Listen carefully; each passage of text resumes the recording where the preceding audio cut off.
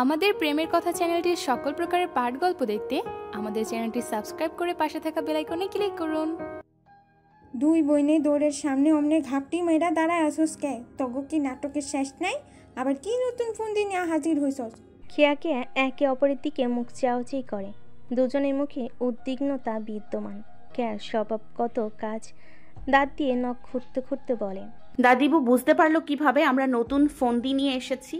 বোঝে সবই বোঝে। এটা গুলনাহার বানু বলে কথা। দাদাভাই কিভাবে চলতো? ভালোই চলতো। এখন এইসব না বলে ভেতরে চল। গুলনাহার বানু তার অতি মূল্যবান বিছানায় হেলান দিয়ে বসে তসবিহ পাঠ করেছেন নিমগ্নে। ভেতরে দুজোড়া পায়ের ধীর গতির আগমনে তিনি আর চোখে তাকান।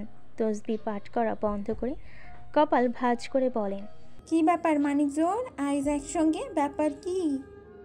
দাদিবু, একটা কথা ছিল তোমার সাথে। কি কথা? খেয়াকে একসঙ্গে ফ্লোরে বিছানো হালকা সবুজ রঙের মখমলের কার্পেটে বসে। কণ্ঠে কিছুটা অপারগতা থাকলেও খেয়া নিজ হতে বলা শুরু করে, বড় দাদুর কথা খুব মনে পড়ছে দাদিবু। কার? আমাদের। দুজনেরই? হ্যাঁ, দুজনেরই। গুলনাহার বানু হেলান দিয়ে বসা ছেড়ে সোজা হয়ে বসেন খাটে। দুই নাতনির মুখের ভাষা পড়ে কিছুটা সন্দেহতীত চোখে বলেন, তগো হঠাৎ কইরা বড় দাদুর কথা মনে হইতাছে কে? হঠাৎ করে না দাদিবু, অনেকদিন আগে থেকেই মনে পড়ছিল। কতদিন হয়ে গেল দেখি না। বেড সাইডে রাখা সুপারির কৌটা হতে এক কোয়া সুপারি বের করে মুখে দেন গুলনাহার বানু। চোখের চশমা খুলে তসবি রেখে খানিক ঝাঁঝালো কণ্ঠে খেয়ার দিকে তাকিয়ে বলেন, এই মেয়ে নোকরে তো কইছিলাম সিলেট ঘুরবার যাইতাছুস, চল তোর বড় দাদুর বাড়ি যাইয়া ঘুইরা আসি। এই মেয়ে নোক তো গেল গাট্টি বুসকা বাইন্দা বন্ধু বান্ধব নিয়া, এখন আবার মনে পড়তাছে কে? ও নিজেও এখন সেজন্য আফসোসে কপাল ঠুকছে। মেয়ে নোক করে কখন কি মনে চায়, কি হয় কিছুই বুঝবার পারি না। বুড়া মানুষ দেখবার লাইগাই মন ফাপড় উজার হইয়া গেছে এখন। দে ওখানে ফোনটা আছে হাতে, দে কল লাগাই আইবার কই। না না না দাদিবু। খেয়ার অতি উৎকণ্ঠিত জন ও মৃদুস্বরে চিল্লানিতে গুলনাহার বানু থমকে তাকান। কপাল কুচকে মুখ বেজার করে বলেন, তোর কি মিটকি রোগ ধরছেনি? থাইক্কা থাইক্কা সিগলে উঠোস কে? তার এখানে কষ্ট করে আসতে হবে না, চলো না আমরাই যাই। আমরা গেলে বড় দাদু বেশি খুশি হবে। মনে নেই সেবার যখন আমাদের বাসায় এসেছিল, যাওয়ার সময় কি বলে গিয়েছিল? কি কইছিল?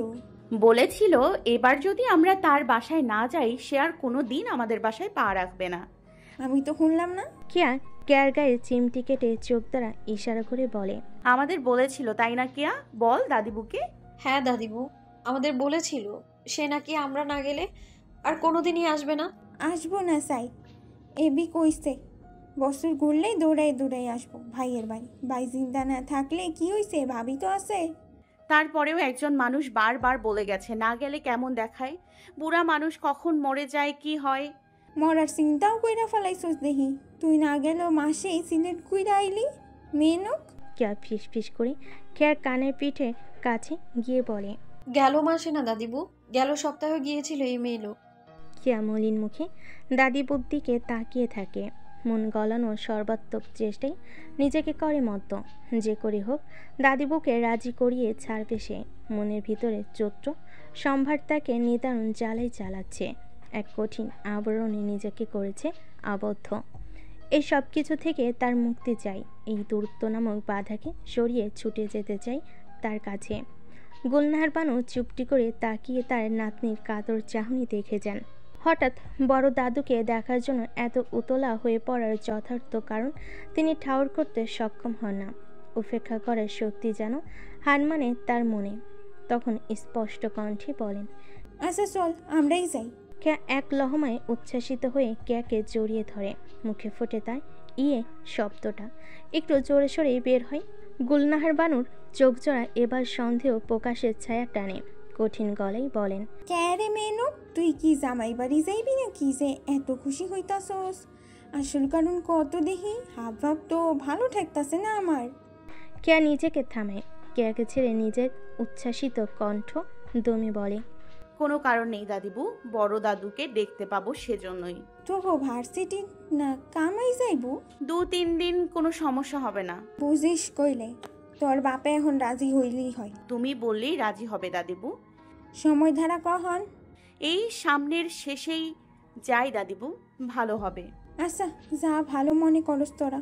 গুলনাহার বানুর কক্ষ হতে বের হয়ে খেয়ে অদ্ভুত ভালো লাগে, আত্মহারা হয়ে ওঠে। খানিকক্ষণ আগে যে বিষণ্ণতা একাকিত্ব তাকে জেকে ধরেছিল, এখন যেন সব ছুটে পালিয়েছে। অপেক্ষার জিনিসটা খুব খুব কঠিন, কিন্তু অপেক্ষার পরে যে ফলটা আসে সেটা যে এত মিষ্টি জানা ছিল না তার। আমি পারবো, আমি পারবো। আপনার দূরত্ব আমি সচিত্তে মেনে নিয়ে এক সুন্দর বিকেলের জন্য অপেক্ষা করতে পারবো মেজর সাহেব। আপনি আসবেন এই আশাটাই আমার শক্তিকে সঞ্চারিত করবে। ভালোবাসা এক ধরনের হয় না, আজ বুঝলাম। সাথে থেকেও ভালোবাসা উপভোগ করা যায়, দূরত্ব থেকেও ভালোবাসা উপভোগ করা যায়। ঝুম বৃষ্টিতে, বসন্তের বাতাসে ভিজতে সবসময় প্রিয় মানুষের উপস্থিতির প্রয়োজন পড়ে না, তাকে মনে রেখেও অনুভব করা যায় এই স্নিগ্ধতা। আমি বুঝে গিয়েছি, সদ্য ফোটা বকুলের ঘ্রাণের চেয়ে বহুদিন পরে কাছে পাওয়া প্রিয় পুরুষের গায়ের ঘ্রাণটা অধিক সুখকর। কথা নাকি আছে, সুদিন আসতে বহুদিন। ঘড়ির কাঁটায় সময় বইয়ে চলা, হাতের কড়াই দিন গোনা ক্যালেন্ডারের পাতায় তারিখ পরিবর্তন হওয়া, এসব কিছুতেই যেন কঠোর নজরদারি পড়েছে এক নারীর কায়ায়। তার ডাগর চোখে উপচানো খুশির আমেজে নিজে নিজেই দিশেহারা। নব্য শিশুর মতো গোপন ডায়েরিতে লেখা অপেক্ষার দিনগুলো কেটে দিতে দিতে বলে, সময় তুমি নারীর চেয়েও ছলনাময়ী। এভাবে ধীরে ধীরে কেউ চলে? আপা নিয়ে যাও, হইয়া গেছে। কলির ডাক শুনে খেয়া ডায়েরি ভাঁজ করে। নিজের ব্যক্তিগত জিনিসকে সঠিক সুরক্ষাভেদী জায়গায় রেখে ছুট লাগাই বাহিরে। কলিকে দিয়েছিল অ্যালোভেরা হতে জেল বের করতে। একটা দুষ্টু হাড়ে বজ্জাত পিম্পল গালের মাঝখানে লাল রঙের বিস্তার ঘটিয়েছে তার। আকৃতিতেও খানিকটা বড় হয়েছে, আর একটা দিনই রয়েছে মাঝখানে সিলেট যাওয়ার। এর মধ্যে এটার আগমন হতে হলো। আপা তোমার কোনো জায়গা যাওয়ানোর আগে বড় বড় ডিব্বা ওঠে কে মুখে? আমার সাথে জমি জমা নিয়ে ঘোরতর শত্রুতা আছে। না ধরো, আমি রান্নাঘরে গেলাম। আর জানি ডাইকো না কইলাম। কাছের ছোট্ট বাটিতে অ্যালোভেরা জেল নিয়ে লিভিং রুমে চলে যায় খেয়া। বাম হাত দিয়ে রিমোট চেপে টিভি চালু করে সোফায় পা তুলে বসে। টিভি স্ক্রিনে চোখ রেখে ডান হাত দিয়ে মুখে অ্যালোভেরা জেল লাগাতে ব্যস্ত হয়ে পড়ে সে। কলিং বেলের আওয়াজ বাজে। ঘড়ি কাটাতে বেলা 12টা। কেয়া ভার্সিটিতে। মিসেস শিরিন গুলনাহার বানুকে সঙ্গে নিয়ে গেছেন ডাক্তারের কাছে চেক আপ করতে। আসতে বেশ খানিকটা দেরি হবে। কেয়া রান্নাঘরের দিকে একবার তাকিয়ে ভাবে কলিকে বলবে দরজা খুলে দিতে, কিন্তু এই মেয়েকে এখন ডাকলে সে নির্ঘাত বিগড়ে যাবে। বিশেষ করে রান্নার সময় সে অন্য কোনো কাজে হাত দিতে নারাজ। খেয়াল সোফা সেরে উঠতে অসাবধানতা বশত হাত থেকে তার অ্যালোভেরা জেল খানিকটা ফ্লোরে পড়ে যায়। এদিকে লাগাতার কলিং বেলের আওয়াজ, অন্যদিকে ফ্লোরে পড়ে যাওয়ার অ্যালোভেরা দেখে তার কপাল সামান্য কুঁচকে যায়। কলি প্লিজ একটু দরজা খুলে দাও, আমি পারছি না যেতে। আপনি যান আপা, আমি পারুম না। প্লিজ যাও, আমার অ্যালোভেরা ফ্লোরে পড়ে গিয়েছে। কলি মুখ ভার করে হাতের চামচ নিয়ে রান্নাঘর হতে বের হয়। ফুলোর মুছতে থাকা খেয়ার দিকে তাকিয়ে দরজার দিকে যেতে যেতে বলে, খালাম্মা এমনি কি কয় আপনার কোনো যোগ্যতাই নাই কাজ করার? কলিং বেলের শব্দ স্তম্ভিত করে কলি দরজা খুলে দিতেই সম্মুখে দাঁড়ানো এক ভদ্র মহিলাকে দেখতে পান। খানিকটা পরিচিত মুখ। এর আগে একবার এসেছিলেন বোধহয় তিনি। গুলনাহার বানু বাসায় আসছেন? যে নাই, মিসেস শিরিন কবির? যে নাই, ডাক্তারের কাছে গেছে। কেউই নাই। আছে, ভেতরে আইসেন। কলি ভদ্র মহিলাকে ভিতরে প্রবেশ করিয়ে লিভিং রুমের দিকে নিয়ে যেতে বলে, আপনার বেশ পরিচিত লাগতেছে, এর আগে মনে হয় আইসলেন। জি, আমার ভাইয়ের ছেলের জন্য পাত্রী দেখতে এসেছিলাম। আমার নাম ফিরোজা খানম। ও আচ্ছা আচ্ছা, এবার মনে পড়ছে। মিসেস ফিরোজা খানম হাতের পার্স হতে ফোন বের করে সরাসরি কল লাগান। ফোন কানে ধরে তার উল্টো দিকে ঘুরে থাকা এক মানবীকে ফুলের পরিষ্কার করতে দেখতে পেয়ে বলেন, হ্যালো, হ্যাঁ নাচিয়া, ভুল সময়ে এসে পড়েছি। বাসায় দুজন কাজের মেয়ে ছাড়া কেউ নেই। কে পিছন হতে কারোর অপরিচিত কণ্ঠে কাজের মেয়ের নাম শুনে হাতে কাজ থামায়। থমথমে মুখ নিয়ে ঘাড় ঘুরিয়ে তাকাতে দেখতে পাই এক ভদ্র মহিলাকে। আপনি কাজের মাইয়া কারে কারে করলেন? আমরা কাজের মাইয়া? আমাকে দেখে আপনার কাজের মাইয়া মনে হয়? আমরা হইলাম এই বাড়ির মাইয়া। মিসেস ফিরোজা খানম থতমত খান। অবাক চোখে তাকিয়ে নিজেকে সংশোধন করার উদ্দেশ্যে বলেন, ও আচ্ছা, আমার হয়তো ভুল হয়েছে। এটা এমপি জহিরুল কবিরের বাসা তো? না মানে আমি কনফিউজড হয়ে যাচ্ছি। কনফিউজড হওয়ার প্রয়োজন নেই, আপনি ঠিক জায়গাতেই এসেছেন, কিন্তু ভুল কথা বলেছেন। আমি জহিরুল কবিরের মেয়ে, আর কলি আমাদের পরিবারেরই অংশ। এভাবে সরাসরি সব জায়গায় কাজের মেয়ে উল্লেখ না করাটাই ভালো আন্টি। মিসেস ফিরোজা দীর্ঘশ্বাস ফেলে চোখ ঘুরে অন্যদিকে তাকান। নিচু কণ্ঠে বিড়বিড় করে বলেন, যত সব আদিক্ষেতা। মুখে জোরপূর্বক হাসি টেনে সোফায় বসতে বসতে ফের বলেন, সরি, কিছু মনে করো না। তোমাকে এর আগে দেখিনি তো, সেজন্য ভুল হয়েছে। তোমার দুই বোনকে আমার মোটামুটি চেনা। তুমি মনে হয় খেয়া, তাহলে যদি ভুল না করি।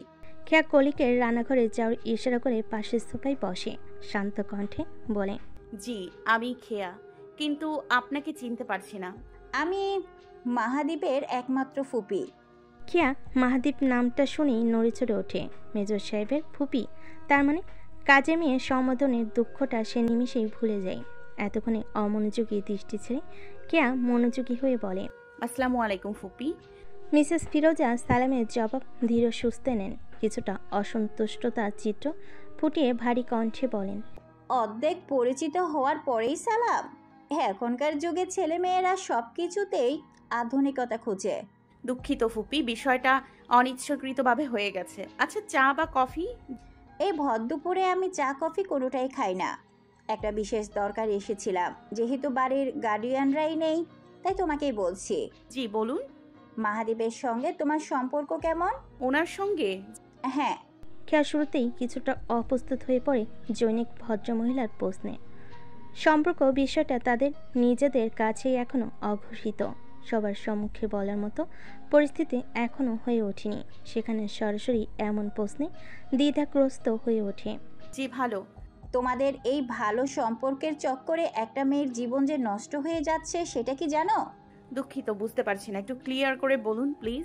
মাহাদীপের কাজিন নীল আমার একমাত্র ভাতিজি। ওর সাথে মাহাদীপের বিয়ের কথা ছিল অনেক আগে থেকে। কিছুদিন আগে বিয়ের পাকা কথা উঠতেই আমার বড় ভাবিজান নাকচ করে দেন তোমাদের এই সম্পর্কের কারণে। সব সাজানো গোছানো পরিকল্পনা এক নিমিষেই ভেস্তে যায়। মেয়েটা কতখানি ট্রমার মধ্যে দিয়ে যাচ্ছে বুঝতে পারছো? খেয়ার মনে আগুন জ্বলে ওঠে। এর মধ্যে এতদূর গড়িয়ে গিয়েছে। সে সন্দেহ করেছিল মেয়েটা মেজর সাহেবকে হয়তো পছন্দ করে, কিন্তু তাই বলে বিয়ে? এতদূর মামার বাড়ির আবদার নাকি? ওইটুকু মেয়ে বিয়ের কি বোঝে?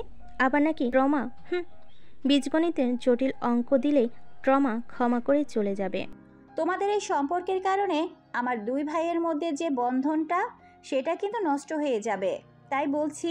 দুঃখিত ফুপি, যাই বলেন না কেন, আর তো লাভ হবে না। মেজর সাহেব আমাকেই ভালোবাসেন, আমাকেই বিয়ে করবেন বলেছেন। আমি তো তার অবাধ্য হতে পারবো না। হাজার হোক আর্মি সে, গোলাগুলি আর পিস্তলের সাথে বসবাস। যদি রাজি না হই, গ্লক 19 দিয়ে ডিরেক্ট শুট করে দেবেন বলেছে। মাহাদীপ এই কথা বলেছে?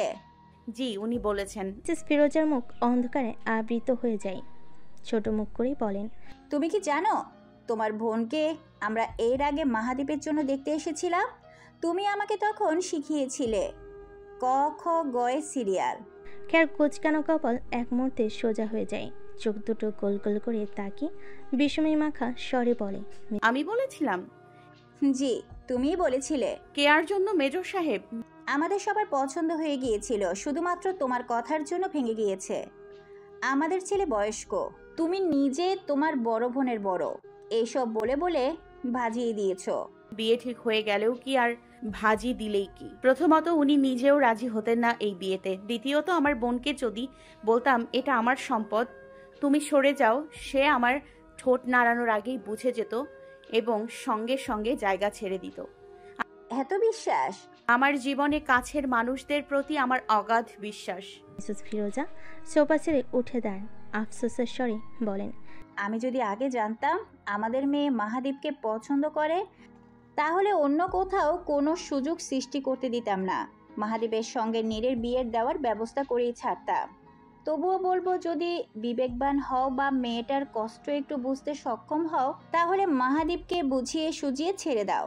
আশা করি দুনিয়াতে ছেলের অভাব হবে না তোমার। বাবা এমপি বলে কথা।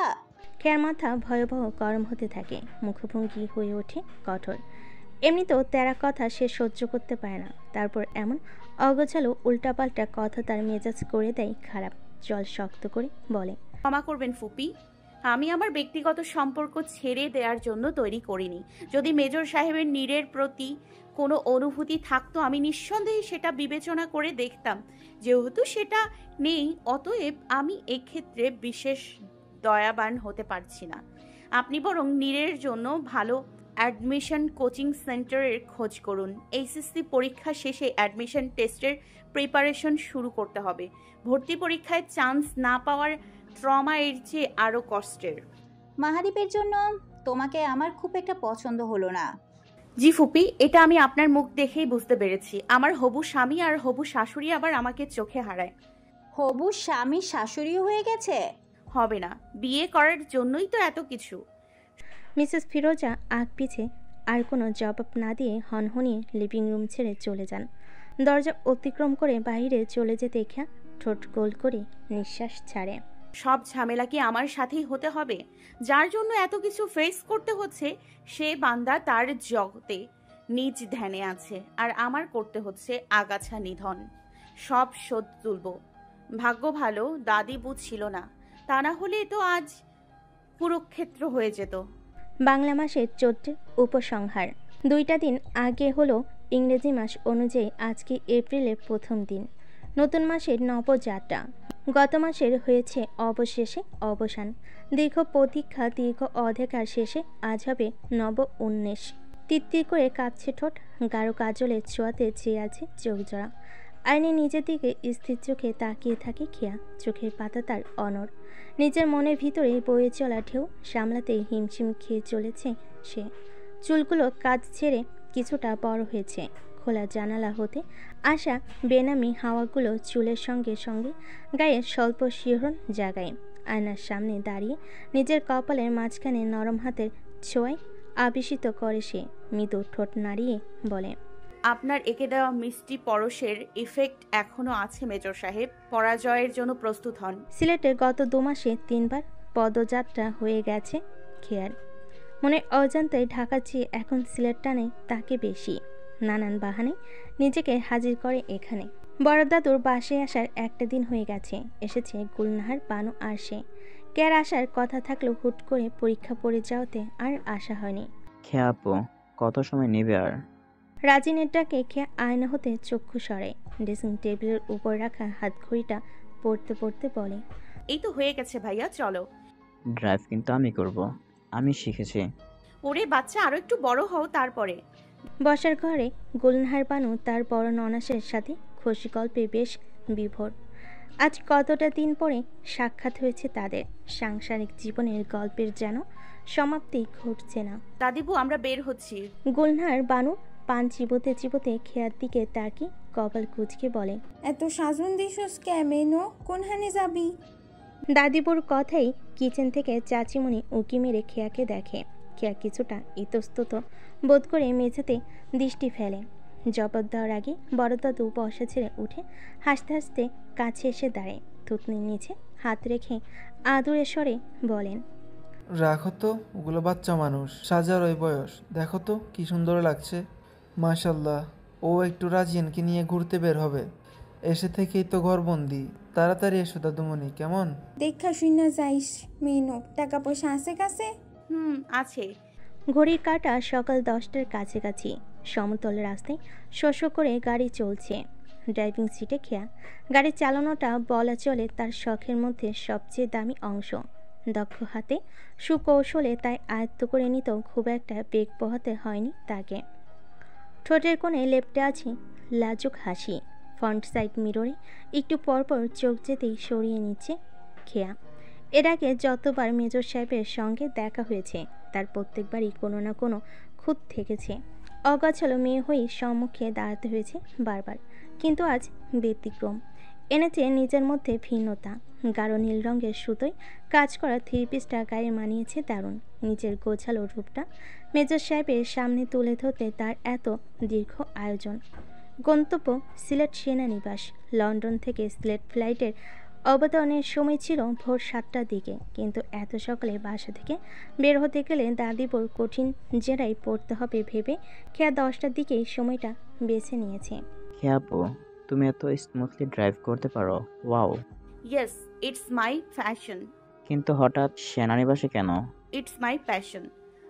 মানে? খেয়া জবাব দেয় না, মুচকি হেসে মাথা নাড়ে। নিজের ভিতরে এক উজ্জীবন শক্তিকে সে দারুণভাবে অনুভব করতে থাকে। আজ এত খুশি লাগছে কেন? সবসময়ের সঙ্গে থাকা অনুভূতি আর অধিক অপেক্ষার অনুভূতির মধ্যে এত পার্থক্য। সিলেট সেনানিবাসের কাছাকাছি আসতেই খেয়ার ফোন ভাইব্রেট হয়। আর চোখে তাকিয়ে রাজিনকে ফোনটা ব্যাগ থেকে বের করে দিতে বলে রাজিন সরু চোখে তাকায়। মেজর সাহেবকে? স্টারিংয়ে রাখা খেয়ার হাত শিথিল হয়ে আসে। মেজর সাহেব নামটা কানে আসতেই মুহূর্তের মধ্যে ব্রেক কষতে কষতে সে তাল হারিয়ে ফেলে। স্পিড কমাতে গিয়ে স্পিড মিটারে দেখে উল্টো স্পিড বাড়িয়ে ফেলেছে সে। খেয়াপো, সামনে সামনে।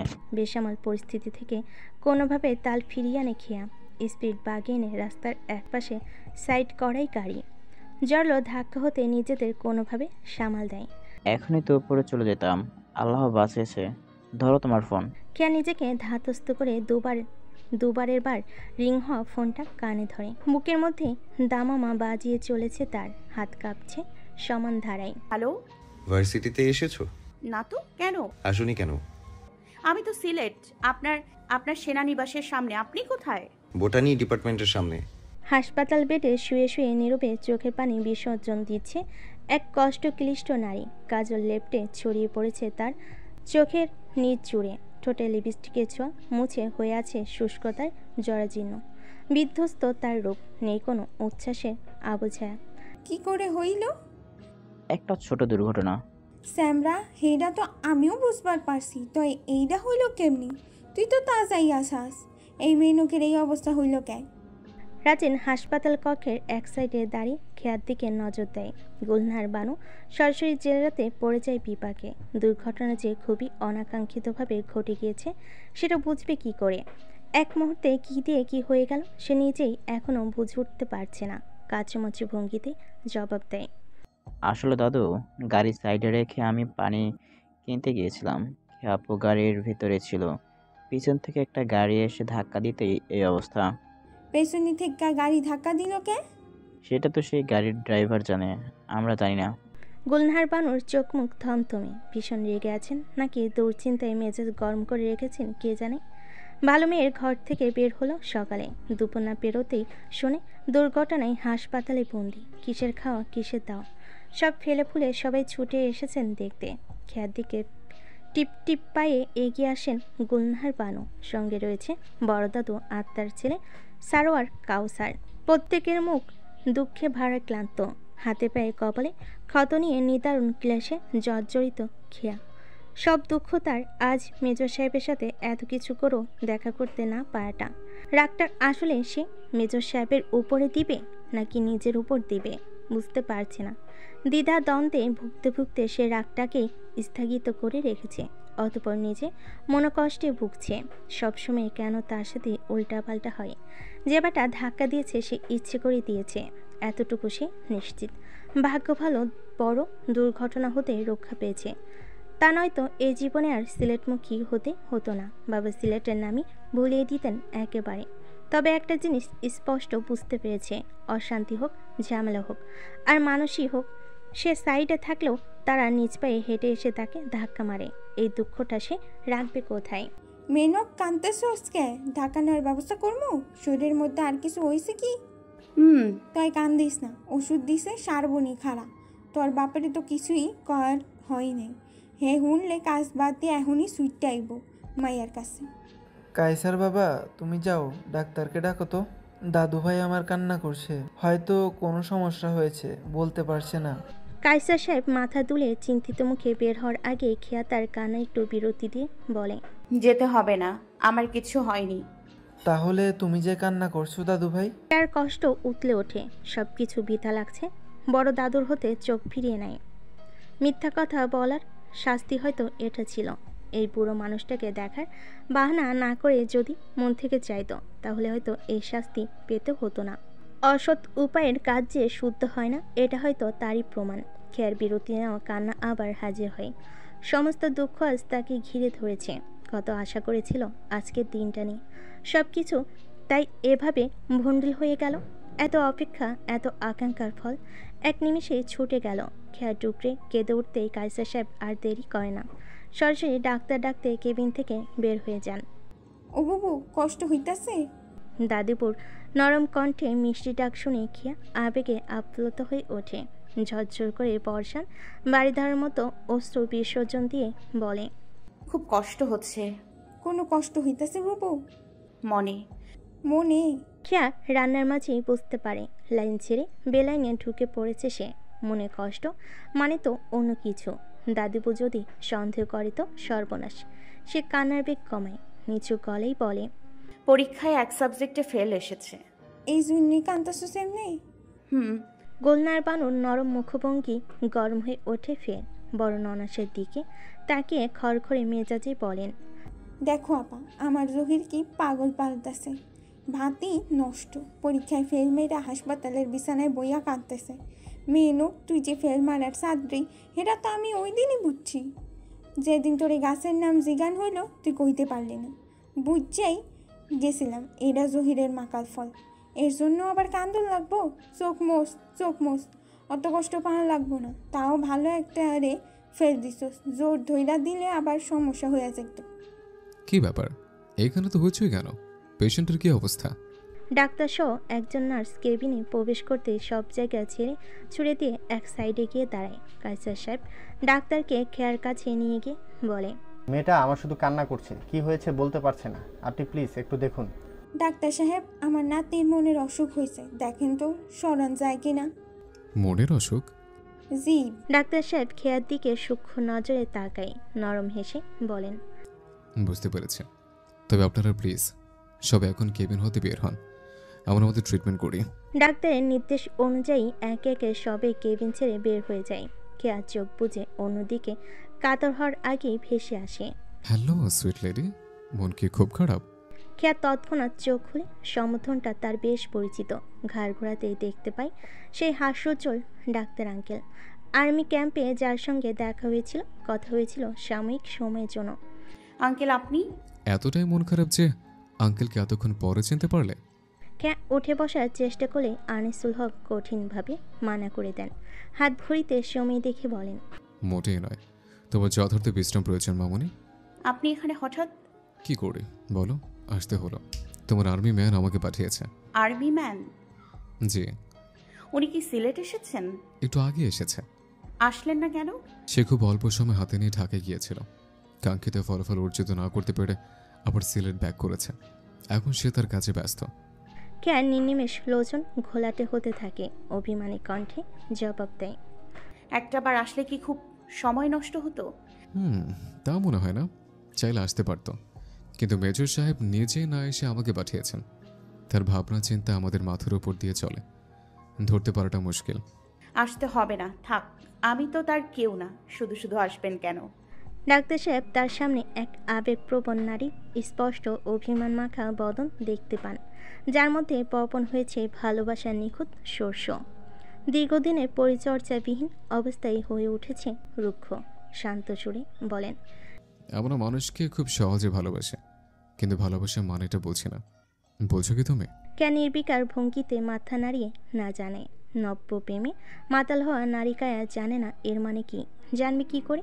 মানুষটার সঙ্গে ভালোবাসার মুহূর্তগুলো যে খুবই স্বল্প।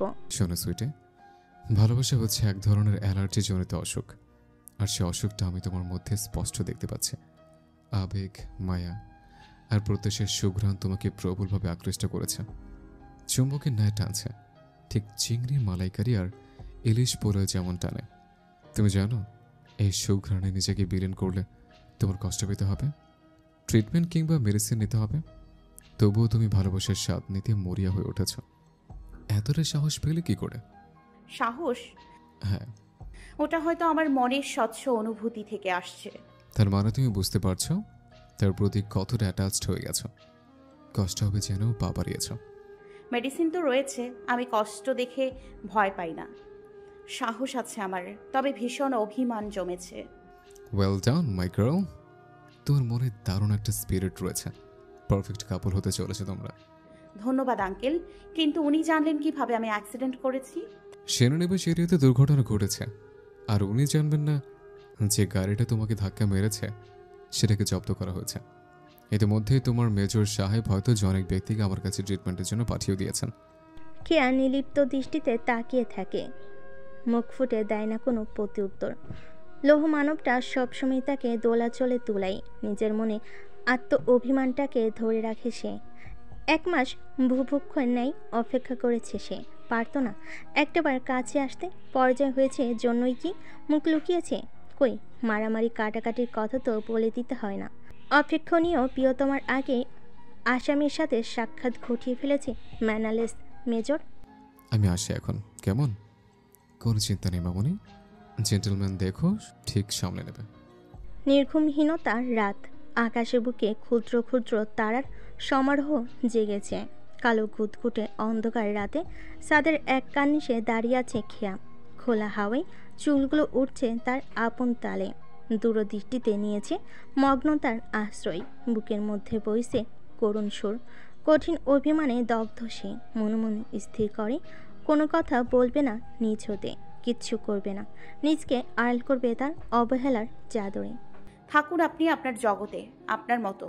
আমি কে এর মধ্যে? দীর্ঘশ্বাস ছাড়ে। রাতে গভীর। ফিরে যাওয়ার পথে সময় দেখতে হাতের মুঠোয় ফোনটার দিকে তাকাই খেয়া। রাত 2টো বাজতে চলেছে। নিজের মনে খারাপগুলো বাক্সবন্দি করে পা বাড়ায় সে। হঠাৎ কিছু একটা অকারণে পা থামায়। মস্তিষ্কের সঙ্গে কয়েক সেকেন্ডের বোঝা পড়া শেষ, ফের ফোনের দিকে তাকায়। বুকটা ধক করে ওঠে মুহূর্ত লগ্নে। 2 ঘন্টা আগে আসা ঘুরতে বার্তাটাতে নজর বুলিয়ে পড়ে। হার মেনে নিয়েছি, কালকের দিনটা তোমার জন্য। রেডি থেকো, 4টায় আসবো। খেয়ার বিষণ্ণতা ঘেরা মন ছুটে পালায়। কিসের ক্ষত, কিসের দগ্ধ, সে তো মেজর সাহেবের ফের মগ্ন। কিন্তু না, ভিতরে ভিতরে উচ্ছ্বাসিত হলো, বাইরে সে মোটেও তা প্রকাশ করবে না। আজকে দিনের বদলা সে নিবে। মেজর সাহেবকে অভিমানের ভারী পাল্লা বুঝিয়ে ছাড়বে সে। সাদা জর্জেট শাড়িতে শোভা পাচ্ছে সব ল্যাভেন্ডারের ফ্লোরাল প্রিন্ট। বোটনেক সাদা ব্লাউজের সঙ্গে গলায় ঝুলছে ছোট্ট বেগুনি পাথরের একটা নেকলেস। কানে পড়েছে ছোট্ট পাথরের দুল। চুলগুলো করেছে হাত খোপা। ভিডিও কলে সম্মুখে রেখে একটার পর একটা নির্দেশনা দিয়ে যাচ্ছে কেয়া। চুলের খোপায় মাখন রঙা গোলাপটা গোজা নিয়ে চলছে দোনা মোনা। না থাক, বেশি বেশি হয়ে যাচ্ছে। হচ্ছে না, খোঁজ নেয় গোলাপটা। হচ্ছে না, গুজে নেই গোলাপটা। সুন্দর লাগবে আরো দেখতে। সত্যি মিথ্যে কেন বলবো? দিব। মায়ের খাবে খেয়েও আজকে একটা সুন্দরতম দিনে সবকিছু সুন্দর হোক। নির্বিকার চিত্রে সবের কিছু মেনে নিয়ে নিজেকে শুভ্রে ঢাকা স্বরূপাতে পরিণত করে খেয়া। চুলে খোপাতে গুজে নেয় গোলাপটা। দাদিবুড়া আসবে কখন? হয়তো রাতে। মাজার শরীফ এখান থেকে বেশ দূরে।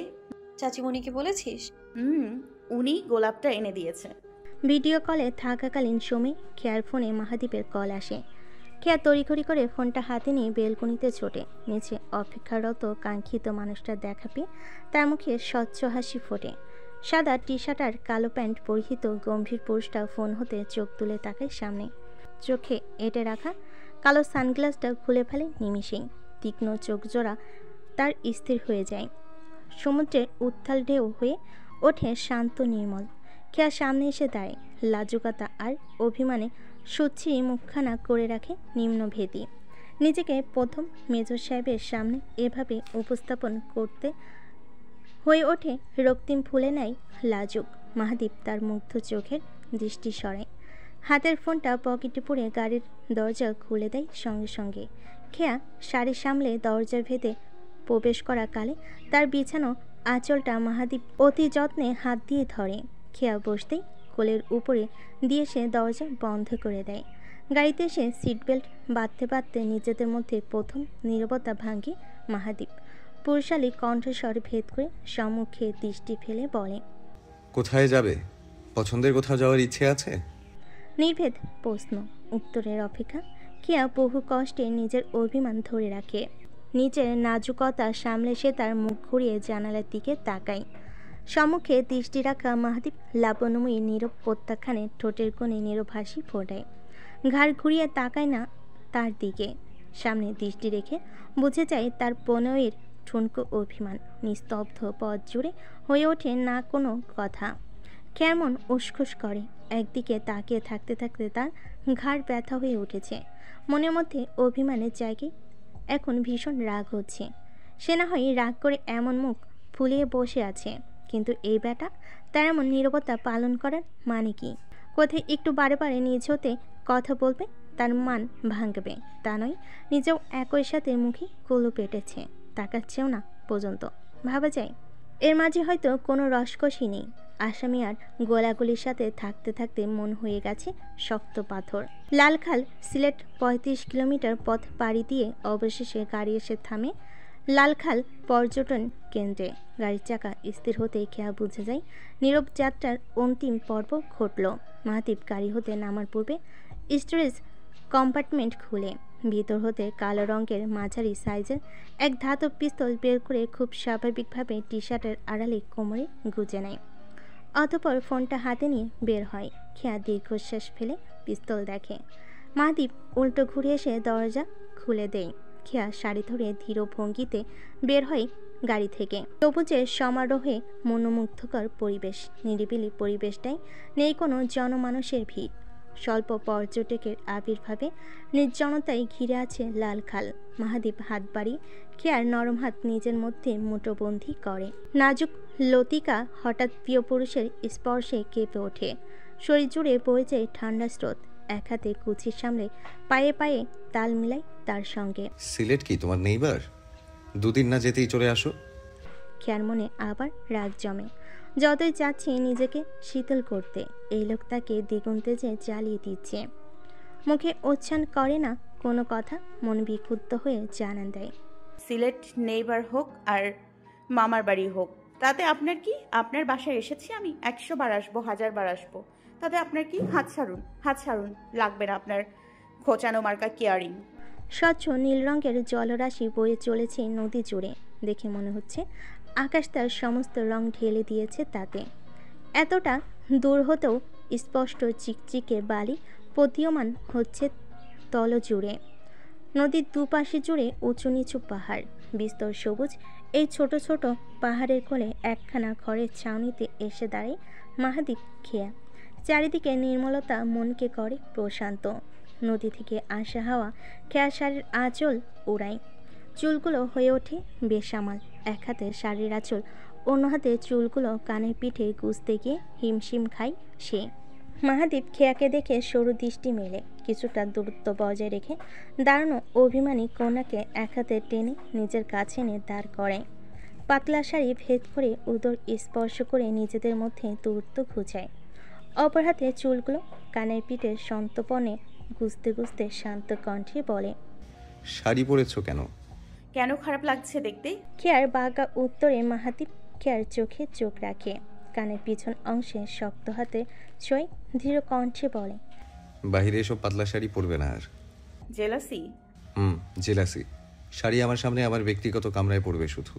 খেয়া মুখ ভার করে। মাহাদীপের টি শার্ট খামচে ধরে নিলিপ্ত কণ্ঠে বলে, আমি আপনার কে হই যে ব্যক্তিগত কামরায় স্থান পাবো? সামান্য চোখের দেখা দেখতেও আপনি সময় পান না, এতটাই মূল্যহীন আমি আপনার কাছে। এইটুকু মেয়ের মূল্য বোঝো? শরীর তো মনে হচ্ছে শুধু কয়েকটা হাড় হাড্ডি দ্বারা তৈরি, একটু ছুঁড়ে মারলেই নদীতে গিয়ে পড়বে। আপনার কি? আপনার মতো কি আমি যুদ্ধ করব?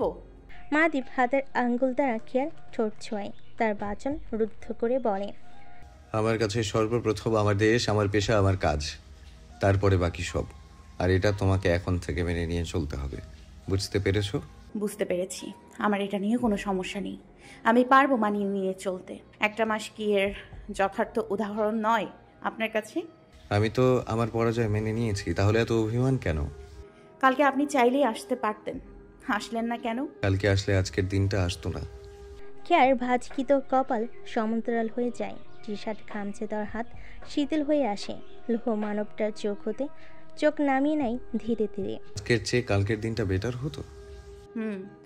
মাহাদীপ খেয়ার চিবুকে হাত রাখে, হেলে পড়া কঞ্চলতিকাকে নিজের সঙ্গে মিলিয়ে নিয়ে বলে, সুন্দর লাগছে তোমাকে। ছোট্ট বাক্যে ছোট্ট একটা প্রশংসাই উক্তি। খেয়ার সমস্ত কায়া জুড়ে নীল রঙের ঢেউ তোলা তরঙ্গ বয়ে যায়। এত বছরে নানানজন হতে প্রাপ্ত সুন্দর উপাখ্যান কিংবা প্রশংসাসূচক বাক্যে এ সমস্তই যেন এর কাছে মলিন জ্যোৎস্নার ন্যায় ফিকে। জীবনের সবচেয়ে সুন্দর উপাখ্যান হয়তো সে আজ তার প্রিয় পুরুষ হতে পেল। খেয়া চোখ তুলে ঠোঁট জুড়ে এক স্বচ্ছ হাসি দেখা মিলতে মাহদীপ তার কপালে 1 মাসের আগের গাঢ় চুম্বনটার উপরে দ্বিতীয়বার চুম্বন প্রতিস্থাপন করে। প্লিজ বলবেন না একটার ইফেক্ট 1 মাসের। মাহদীপ কিঞ্চিত হাসি খেয়াকে নিজের মধ্যে আগলে নিয়ে রাখে গভীর যত্নে। Are you sure Kheya? It's going to be a very difficult journey. I accepted all the hardship, trust me. গোধূলি মাখা এক অপরাহকালে একজোড়া অনল বর্ষণ একে অপরের সঙ্গে প্রতিজ্ঞাবদ্ধ হয় প্রকৃতির মাঝে। আস্থা দেয়, বিশ্বাস রোপণ করে আগুনে পরশে কিংবা বর্ষণের ঢলনে মুখোমুখি হবে দুজনে। কোনো ভীরুতা কিংবা জড়তাকে মধ্যে স্থান দিতে নারাজ। এক নারীর সমস্ত চিত্রে বয়ে চলা জলরাশিকে সাক্ষী করে ত্যাগ শিকারকে আপন করে নেয়।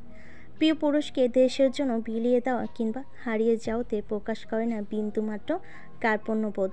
মেনে নেয় নির্দ্বিধায় বাস্তবতাকে, শক্ত হাতের আস্তরণে নিজেকে করে সমর্পণ। পশ্চিম আকাশে সূর্য হেলে পড়বে কিয়ৎক্ষণ পরে।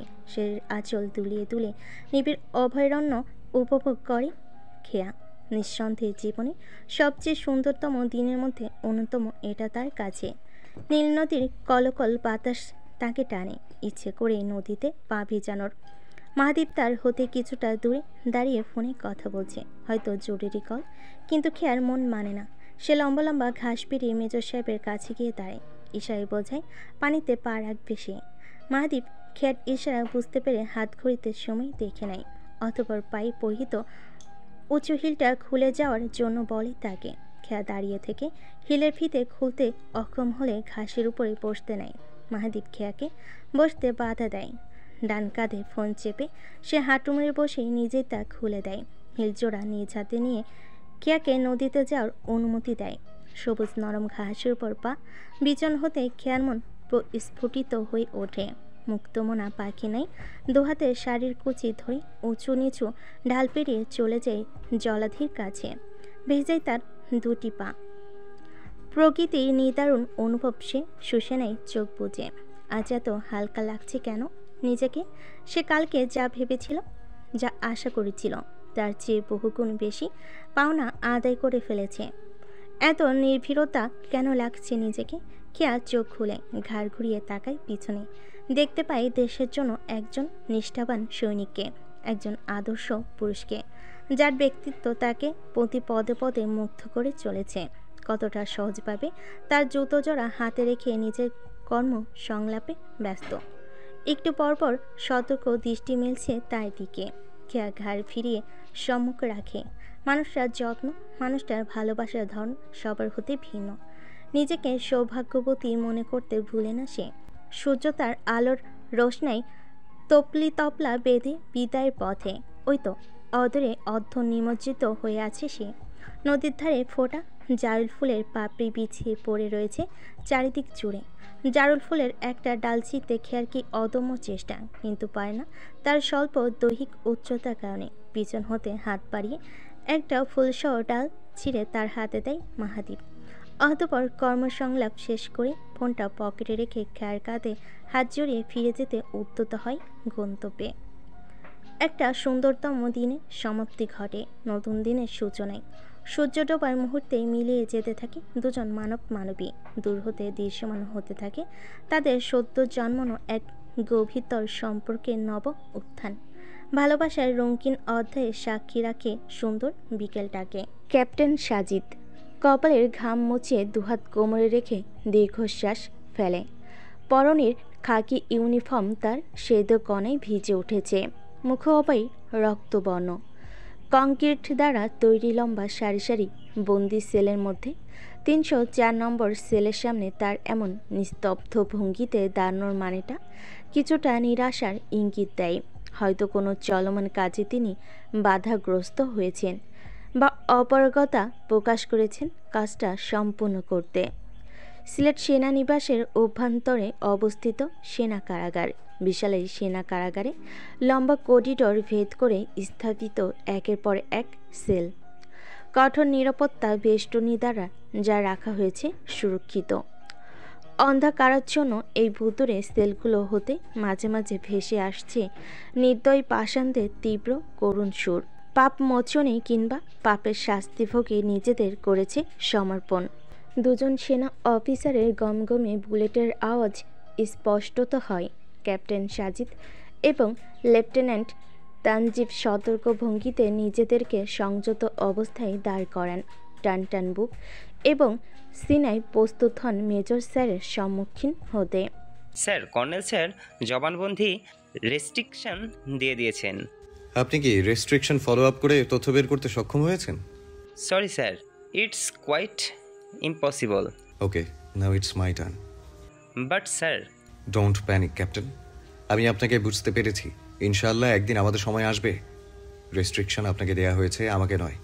এখানেই উনি ছোট্ট একটা ভুল করে ফেলেছেন, আর আমি সেটা কাজে লাগাতে চাই। ক্যাপ্টেন সাজিদ এতক্ষণের অস্বস্তিকর একটা মুহূর্ত থেকে হুট করে নিস্তার পান। কাঁধ বোঝাই করা অর্পিত দায়িত্বের সিংহভাগ থেকে মুক্তি পান এক চৌকস সেনার অভিনব কৌশলে। যে বাধা তাকে হাতে পায়ে শিকল পরিয়ে দিয়েছিল, তার দূরদর্শী লক্ষ্যকে ভেদ করে দিচ্ছিল, সেটা সে পুনরায় উজ্জীবিত করতে সক্ষম হন নিজের মধ্যে। I will be waiting for the time. I know champ. Major Mahadip 304 নম্বর সেলে প্রবেশ করতেই সেলের দুপ্রান্তে স্থির ভঙ্গিতে দাঁড়িয়ে পড়েন দুজন লেফটেন্যান্ট। দৃষ্টি তাদের সম্মুখে। মাথার উপরে হলুদ পাতির টিমটিমে আলো সেলের ভিতরের অন্ধকারকে ঢেকেছে মলিনতায়। পুরোপুরি করতে পারেনি আধারকে দূর। কাঠের চেয়ারে শক্ত দড়ি দ্বারা শরীরের অর্ধাংশ বেঁধে রাখা হয়েছে এক দাপটে ব্যক্তিকে। দুদিন আগেও যে ছিলেন ক্ষমতার আদলে গড়ে ওঠা এক হেভিওয়েট মাফিয়া। মাথা নিচু করে নাক দিয়ে বের হওয়া গলিত রক্তের পরিমাণকে তুচ্ছ তাচ্ছিল্য করে নিজের প্রতাপতা দেখাতে উৎপর হয়ে মজনু শেখ এ যেন কিছুই না তার কাছে। হাতের গায়ে সামান্য পিঁপড়ে ছোঁয়া। ভিতরে আগত মেজরের পদধ্বনিতে সে ধীর গতিতে মুখ তোলে। ঠোঁটে ক্রুর হাসি ঝুলিয়ে বলে ওঠে, মেজর সাহেব আইলেন এত দেরিতে? আহা, আর একটু আগে আসলেই তো পারতেন। আমার পেটের মধ্যিখানি থেইকা কাঁথাখানা বাইর কইরা নিতেন। ক্যাপ্টেন সাহেব মালডা একের, কিন্তু কাজ হইল না। উপর থেকে আপনি গো বাপ আমার জাত চেনা কাম কইরা দিছে। মজনু শেখের বিকৃত ভাষ্য মাহাদীপের কানে গিয়েও যেন যায় না। চোখ তুলে তাকানোর প্রয়োজনটুকু মনে করে না। মাথায় পরিহিত ক্যাপের সঙ্গে হাতের কালো বেল্টের ঘড়িটা খুলতে তার পূর্ণ মনোযোগ। নির্বিঘ্নে চিত্রে সব কিছু টেবিলের উপর রেখে সে এগিয়ে আসে মজনু শেখের কাছে। শক্ত জলের আড়ালে শ্রীগালি দৃষ্টি তার। কঠোরতাকে দমিয়ে রেখেছে নিয়ন্ত্রণে। দুহাতে পিছনে মুষ্টিবদ্ধ করে মেরুদণ্ড সোজা রেখে তার বজ্রধ্বনি উন্মুক্ত করে। হাতে দুটো অপশন। 1, আমি সুযোগ দিব স্পষ্ট করে কথা বলার। 2, সোজা ট্রিটমেন্টে চলে যাব। আমি তো ডরাইলাম না মেজর সাহেব, কি করতাম? 2 নাম্বারে গেলেই আপনি নির্বংশ হইয়া যাবেন। আপনারে টার্গেট করা হইয়া গেছে ইতিমধ্যে। কান্ডারিকে কইতে পারলাম না, জবান টাইনা ছিঁড়লেও কাজ হবে না। মজনু শেখ এইসব পান্তা ভাতে গলে না। তোর মতো কত অফিসার আমাদের পথে আইছিল, খুঁজা দেখ একটাও আছে নাকি? মন্ত্রীর বেটার ডান হাত আমি। মাহাদীপ তার ধৈর্যের পরিসীমা বাড়ায়। চোখের ভিতরে জ্বলন্ত স্ফুলিঙ্গকে প্রতিহত করে নিরেট কণ্ঠে বলে, মন্ত্রীপুত্র নিজেই বাবার নাম ভুলে গিয়েছে, চাচাকে মনে রাখবে কি করে? আমি কথা বাড়াতে পছন্দ করি না, যে কোনো এক অপশনে আয়। শুয়ার বাচ্চা, তোর দেমাগে আমি থু ফালাই। আমার গায়ে যদি আর একটা ছোড়া পড়ে, তোর একেবারে জিন্দা কবরে থুইয়া পুইতা দিমু। জৈন্তাপুরের অর্ধেক রাজত্ব তার, মজনু শেখ লাল চক্ষু জোড়াতে মেজর মাহাদীপের শান্ত মুখোপে নজর বুলান। গভীর জলের মাছের কায়দা বুঝতে পেরে তিক্ত স্বরে বলেন, তোর বাপেরে জিগা। কাশেম কি সহযোগী ছিল? কইলাম তো, তোর বাপেরে জিগা। মাহাদীপ তার 3টা প্রশ্ন অধ্যায়ের সমাপ্তি টানে হাত বাড়াতেই লেফটেন্যান্ট তানজিব এগিয়ে এসে তার হাতে একটা শক্ত উড স্টিক দিয়ে যান। ঘাড় নিচু করে মজনু শেখের চোখের দৃষ্টিতে নিজের অভেদ্য দৃষ্টি স্থাপন করে নির্মিত কণ্ঠে বলে, যদি 1 নম্বর অপশন না হয় তাহলে অবশ্যই 2 নম্বর অপশন মার্ক আউট করতে হবে। এটাই প্রকৃতির নিয়ম। জানে মাইরা দিতে তো পারবি না, এই জায়গাতেই ধরা তুই। দেখি বাপের বেটার কত দম। তোর কথা বহুত শুনছি এই 1 মাসে, আজ মুখোমুখি হইয়া একটু কুশল বিনিময় করি। তুই নিজেও রাজি? মজনু শেখের চামড়া সবাই কয় গন্ডারের চামড়া, না গলে মমে আর না পুড়ে আগুনে। মাহাদীপ উড স্টিকটা হাতে নিয়ে মৃদুভাবে মাথা নাড়ে। মজনু শেখের পিছনে গিয়ে দাঁড়িয়ে ধীরে ধীরে তার গলার কাছে ধরে। নিজের শান্ত ভঙ্গিকে পরিবর্তন করে রূপান্তরিত করে কঠোরতায়। হাতের পেশিতে প্রভাব খাটিয়ে এক মুহূর্তেই গলার নিচের অংশে চেপে ধরে। চেয়ারের অগ্রাংশে মজনু শেখের মাথা ঠেকিয়ে নির্মিত কণ্ঠে উচ্চারণ করে, গন্ডারের চামড়ায় তাহলে নকশা তুলে দেই। মজনু শেখের শরীর ঘেমে ওঠে। রক্তের রঞ্জিত নাক থেকে সমস্ত মুখোবই লাল বর্ণ হয়ে ওঠে। চোখজোড়া ক্রমেই বড় হতে থাকে। নিঃশ্বাস রোধ হতে হতে তা ফুরিয়ে আসার উপক্রম। স্যার, জিহ্বা শুকিয়ে কাঠ হয়ে যায় এক মুহূর্তে। মৃত্যুর পূর্বেই নিদারুণ জ্বালা আর করুণতা চোখের সামনে ভেসে ওঠে।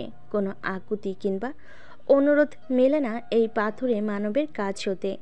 মজনু শেখ নিজের বেঁচে থাকার সম্ভাবনা বা ক্ষমতার দাপট ভুলতে বসে। উপর হতে তার পক্ষ হতে নির্দেশনা এসেছে কোনো প্রকার কঠোর জোরাজুরি বা শারীরিক নির্যাতন করা যাবে না। আহমিকাই তাই নিজেকে জাহির করেছিল প্রতাপশালী হিসাবে, কিন্তু এখন এই ব্যক্তির সমস্ত কিছু ভঙ্গ করে তাকে সোজা টেনে নিয়ে যাচ্ছে মৃত্যুর দুয়ারে। মজনু শেখের চোখে রক্ত উঠে এসেছে প্রায়। সে ঘোলাত্ম দৃষ্টিতে চোখ উপড়ে তুলে মানবটার দিকে তাকানোর চেষ্টা করে। দাঁতের উপর দাঁত পিষে অস্পষ্ট চোখে দেখে মেজর সাহেবের পেশিবহুল হাতই শুধু চলছে। মুখরেখা তার স্বাভাবিক যেন কিছুই না। বলছি। 3টা শব্দ সম্ভারে মাহাদীপের হাত শীতল হয়ে আসে ও ডিস্ট্রিক্টটা গলা হতে নামিয়ে নেয়। মজনু শেখের ঘাড় ভেঙে আসে। জিহ্বা বের করে শ্বাস শুষে নিতে থাকে। সমস্ত শরীর তার ঘামে জুবুথুবু হয়ে আছে, যেন মৃত্যুর আগে মৃত্যুপুরী দেখা হলো। মাহাদীপ তার চুলের মুঠি টেনে মুখ উপরে তোলে, ঠোঁটে তেসরা হাসি টেনে বলে, জীবনে অপশন আসলে তাকে চুজ করতে শিখতে হয়। উড স্টিকটা ফের গলার কাছে ধরে। মুহূর্তে মজনু শেখ স্তম্ভিত গলায় বলে ওঠে, বাহার মিল্লাত। বহুল কাঙ্ক্ষিত সেই নাম, বাহার মিল্লাত। মাহাদীপ মজনু শেখকে ছেড়ে দেয়। 2 কদম হেঁটে সামনে এসে দাঁড়িয়ে জোর গলায় বলে ওঠে, সোলজার্স। স্যার। আমি তাকে হাত দ্বারা স্পর্শ করেছি? No sir. তার গায়ে কোনো ক্ষত সৃষ্টি করেছি? No sir. All restriction clear? Yes sir. মাহাদীপের ঠোঁটের কোণে মৃদু হাসি বিস্তার করে আর চোখে মজনু শেখের দিকে তাকিয়ে বলে ওঠে, তাকে যেহেতু কোনো শাস্তি দেয়া হয়নি, তাই ন্যূনতম শাস্তি হিসেবে 15 মিনিট বরফ গলিত পানিতে মুখ ডুবিয়ে রাখা হোক। মাঝখানে গ্যাপ থাকবে 3 সেকেন্ড করে।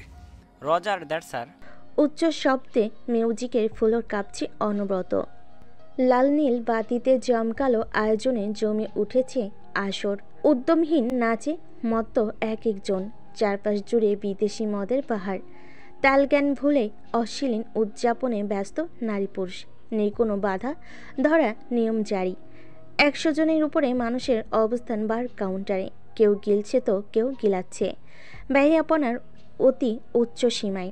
শালীনতার রেশ বলতে কিচ্ছু নেই। উচ্চ শব্দের মিউজিকে বাহার মিল্লাত যখন কোমর চেপে কোনো নারীর সঙ্গে নাচ তুলতে ব্যস্ত, ঠিক সেই মুহূর্তে 2জন সিভিল পোশাকধারী লোকের আগমন ঘটে ডান্স ক্লাবে। মুখে কালো মাস্কে আবৃত মুখখানা তাদের, কিন্তু চক্ষু হায়নের মতো শিকার খুঁজতে ব্যস্ত। বেহায়া পেশে নাচে মত্ত বাহার মিল্লাতের চক্ষু দৃষ্টির সঙ্গে সেই সিভিল পোশাকধারী দুজন মানবের চক্ষু মিলন হয় কয়েক সেকেন্ডের। বাহার মিল্লাতের হাত কোমর ছেড়ে আসে, বিস্ফোরিত নেত্রে তাকাতে এসে উচ্চ গলায় বলে ওঠে, অ্যাটাক দেম। মাহাদীপ এবং সেকেন্ড লেফটেন্যান্ট মাহিন কালোপেক্ষণ করে না। নারী পুরুষের ভিড় ঠেলে বাহার মিল্লাতকে পাকড়াও করার জন্য জোর কদমে এগুতে থাকে। বাহার মিল্লাত উচ্চ শব্দের ভারে নিজের কণ্ঠ তার লোকেদের কাছে পৌঁছাতে অক্ষম হয়। নিজেকে বাঁচাতে বাধা হিসেবে হাতের কাছে বড় কাছের জারে মদ ছুঁড়ে মারে মাহাদীপের দিকে। সাদা টি শার্ট আর মুখের এক অংশ মাহাদীপের লাল বর্ণে ঢেকে যায়। পাশে থাকা লেফটেন্যান্ট মাহিনের গায়ে ছিটিয়ে পড়ে কিছুটা অংশ, কিন্তু পদরেখা তাদের থামে না। নাদ স্তিমিত হয় নেত্রযুগল। বাহার মিল্লাত ছোটে বেগতিক হারে ছুটে অতিক্রম করে ডান্স ক্লাব, উঠে পড়ে রাতের জনমানবে ঘেরা রাস্তায়। পিছন ফিরে তাকানোর অবকাশ নেই। দুজন কালকুট পিছু ধরেছে তার। রাস্তার পাশে পার্কিং করা গাড়িটায় ওঠার সময় পর্যন্ত পায় না সে। শ্বাসরুদ্ধকরভাবে দৌড়াতে শুরু করে। হাইওয়ের পাশ ঘেঁষে চলন্ত গাড়ি, মানুষ, সব কিছুকে দমিয়ে প্রাণপণে ছুটতে থাকে বাহার মিল্লাত। পিছন দুজন থেকে দূরত্ব কিছুটা মাত্র। লেফটেন্যান্ট মাহিন দৌড়কালে বাহার মিল্লাতকে ব্যাগে আনতে পিস্তল বের করে।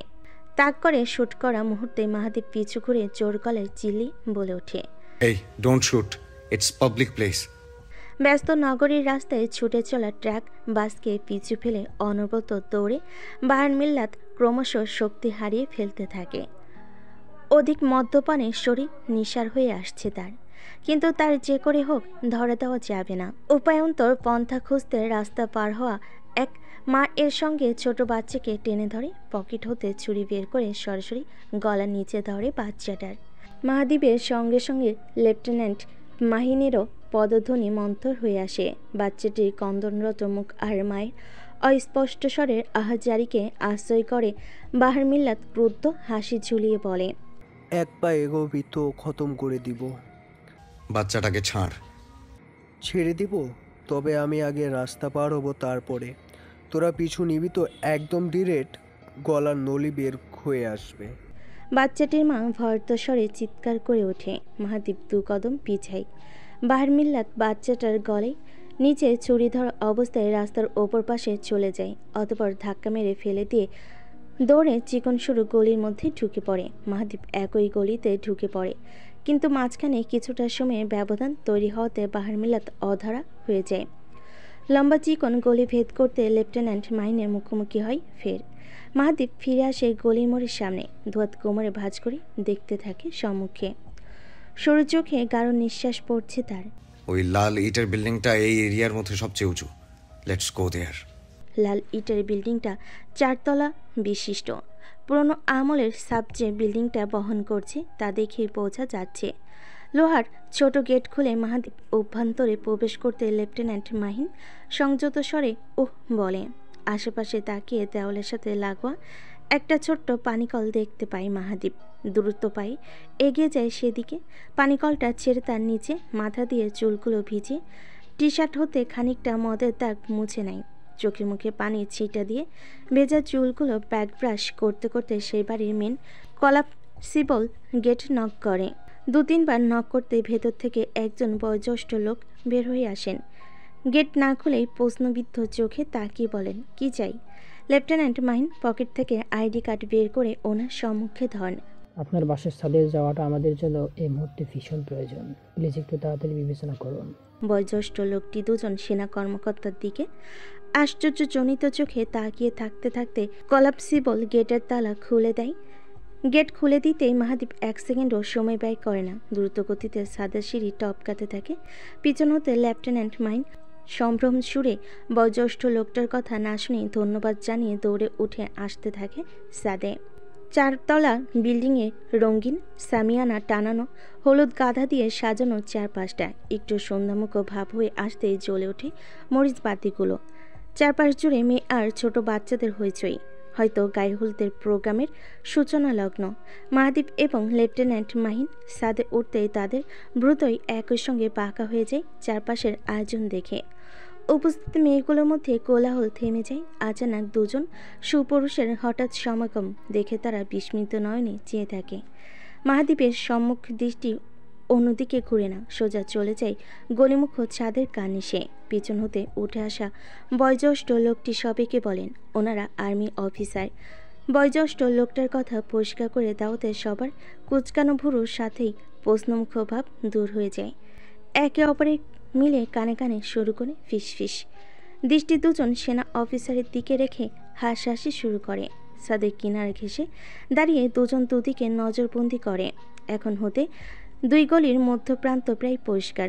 গলির শেষ মাথায় অন্য কোনো পথ নেই। বারমিল্লা যে এ দুটো গলির মধ্যেই একটিতে ঘাপটি মেরেছে মাহাদীপের ধূর্ত মস্তিষ্কতা জানান দেয়। মাহাদীপ লেফটেন্যান্ট মাহিনের দিকে তাকিয়ে পিছন ঘুরে তাকায়। দুটো মেয়ে তাদের হতে কিছুটা দূরত্ব বজায় রেখে গুনগুনিয়ে এদিক ওদিক থেকে ছবি তোলার ভঙ্গিমা করছে। হতে পারে এটা তাদের বাহানা মাত্র। ক্রমে বেড়ে ওঠে তাদের মধ্যে হাসির শব্দ। মনোযোগে বিঘ্ন হতে মাহাদীপের মুখ হতে বিরক্তিকর শব্দ উচ্চারণ হয়। কোমরের পিছনে গুজে রাখা পিস্তলটা বের করে হাতে নেয়। দুটো মেয়ের চোখে দাতব বস্তুটি ধরা দিতে চক্ষুদ্বয় বড় বড় হয়ে যায়। দুজন দুজনকে ধরে সঙ্গে সঙ্গে সরে পড়ে জায়গা হতে। পরপর দুটো ছাদ টপকে পাশের লাগোয়া বিল্ডিংয়ের ছাদে গিয়ে দাঁড়ায় দুজন। 3 তলার ছাদের উপরে অবস্থিত ছোট্ট ট্যাঙ্ক স্ট্যান্ডের ছাদে পেয়ে ওঠে। চারপাশ জুড়ে কঠিন নজরদারি শেষে তাকাতেই দেখতে পাই অভীষ্ট ব্যক্তিকে। বাহারমিল্লার দেওয়াল ঘেঁষে গলির মুখ পরখ করতে ব্যস্ত। সাবধানী দৃষ্টিতে সে 1 পা 2 পা করে সামনে এগুচ্ছে। কিন্তু উপর হতে দুজন ব্যক্তি যে তাকে চোখের মণিকটায় আগেই বন্দি করে ফেলেছে সেটা তার অজানা। মাহাদীপ এবং লেফটেন্যান্ট মাহিন দুজন ফের দুদিকে বিভক্ত হয়ে যায়। ছোট ফলসাদ আর পাইপ বেয়ে অতি শব্দপণে নামতে থাকে নিচে। বারমিল্লাতের কনকর আর চোখের দৃষ্টি একই সঙ্গে কাজ করে। সামনে হতে নামা ব্যক্তিকে দেখতে পেয়ে সে পিছনে দৌড়ানো শুরু করে, কিন্তু তার পূর্বে লেফটেন্যান্ট মাহিন সম্মুখে হাজির হয়। পিছনে মেজর মাহাদীপ। দুজনে মধ্যভাগে পড়ে যায় সে। মাহাদীপ প্যান্ট হতে বেল্ট খুলতে খুলতে এগিয়ে আসে। বারমিল্লাতের কলার টেনে সরু গলির মাঝে বসে। হিংস্র দৃষ্টিতে লাগাতারভাবে শক্ত চামড়ার তৈরি বেল্ট দিয়ে আঘাতে প্রারম্ভিকতা শুরু করে। বারমিল্লাতের শার্ট ফেরে গায়ের চামড়া বের হয়ে যায়, লুটিয়ে পড়ে রাস্তায়। তীব্র যন্ত্রণায় ছটফট করতে করতে হাত পা চোরাচুরি করে। মাহাদীপ হাতের গতি থামায়। শক্ত বেলটা হাতের মুঠোয় পেঁচাতে পেঁচাতে তীক্ষ্ণ কণ্ঠে বলে,